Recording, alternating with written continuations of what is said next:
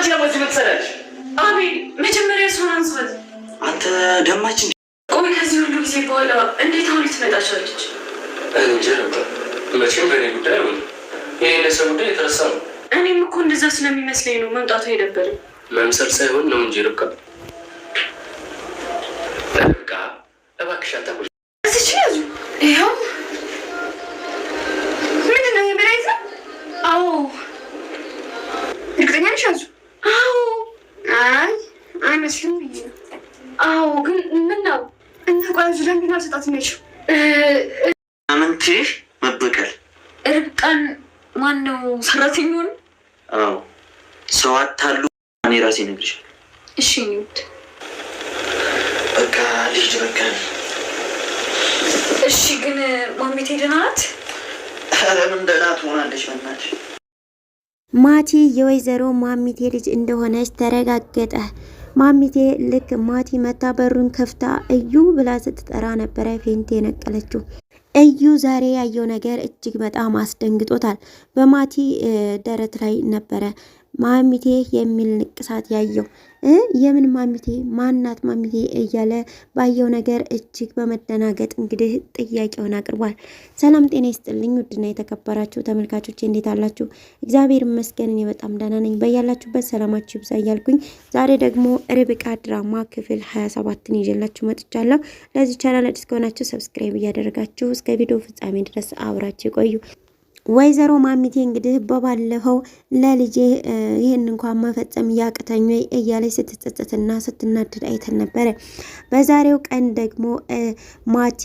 ወደነ አቤል ቤት በመጣች ሰዓት ነበር እዩ ብላ በር ስትከፍት ማሚቴ ፌንት አድርጋ ሜዳ ላይ የወደቀችው ልጄ በማለት ወደቀችው ስትወድቅ ነበር ዛሬ ላይ ግን ማሚቴ መናገር አልቻለችም እየጻፈች ትገኛለች ልጇን ካየቻት ቆየት ብላ ቢሆን ነው ዛሬ ላይ ስትያት እጅግ ነበር የደነገጠችው በሷም ድንጋጤ እንግዲህ ጤናዋ እክል ሊደርስበት ችሏል መናገር አልችል ብላ እስኪ የምፈልጊውን ነገር በወረቀት ጻፊ ተብላ ልጄ ብላ ነበረ እየጻፈችው ማሚቴ መታመም አሁን ላይ ርብቃን እጅግ በጣም አሳዝኗታል ሪች ምን ሆነሽ ነው ርብቃ ልታለቅሽ ነው እንዴ እያለች ብታባብላትም ርብቃ ግን ማሚ ምንም እንድትሆን አልፈልግም እያለች ትገኛለች አንቺ ላይ እኮ ክፉ ነገር ያደረገች ናት አሁን ላይ እኮ ተቀይራብሻለች የድሮዋ እኮ ማሚቴ አይደለችም እያለች ሪች ልታግባባት ብትሞክርም ርብቃ ግን አይ ቢሆንም በቃ ምንም ነገር እንዲነካት አልፈልግም እያለች ትገኛለች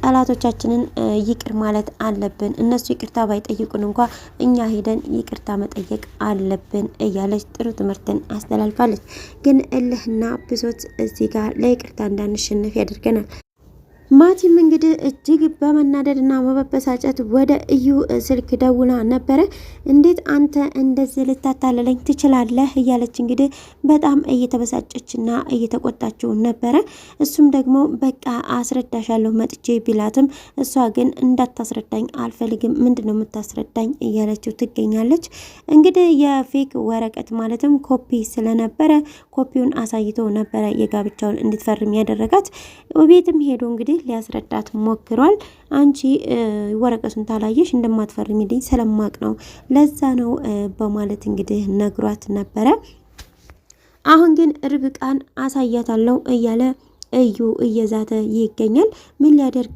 ይችላል አብረን የምናየው ነው የሚሆነው ማቲ ግን እኔ ምርጥ ሐሳብ አምጥቻለሁ በማለት ነግራው ነበረ እሷ ያሰበችውና ያቀደችው ከዚህ በፊት ቢሆንም ዛሬ ላይ ግን ከእዩ ጋር ሐሳቡ አንድ ስለሆነላት አሁን የርብቃን እና ያቤልን ደስታ የሚያርቅ ነገር እኔ ያዘጋጅቻለሁ በማለት ትነግራለች እዩ ምንድነው በማለት ጠይቋት ነበረ ልጃቸውን የሚያጠፋ ሁለቱንም ሊያስከፋቸው የሚችል አሁን ግን ደስታቸውን ያጣጥሙ ከዛ በኋላ ግን ልጃቸውን እንነጥቃቸዋለን የሚል ሐሳብ ነበረ ያመጣቸው እንግዲህ ማቲ ግን እንዴት እንደዚህ ልታስብ ይቻልሽ ምን ነው ቀደምሽኝ ፈጠንሽ በማለት ነበር እዩ የነገራት እሷ ግን በቃ ያንተ ሐሳብ አንድ ስለሆነ ነው ከኔ ሐሳብ ጋር እኔም በጣም ተናድቻለሁ ባደረከው ነገር በማለት ነበር እንግዲህ የነገረችው በዚህም ደግሞ በሀሳቧ ተስማምቷል። ነገር ግን እኔ ሳላውቅ ምንም ነገር እንዳታደርጊ የሚል ማስጠንቀቂያን ሰጥቷታል።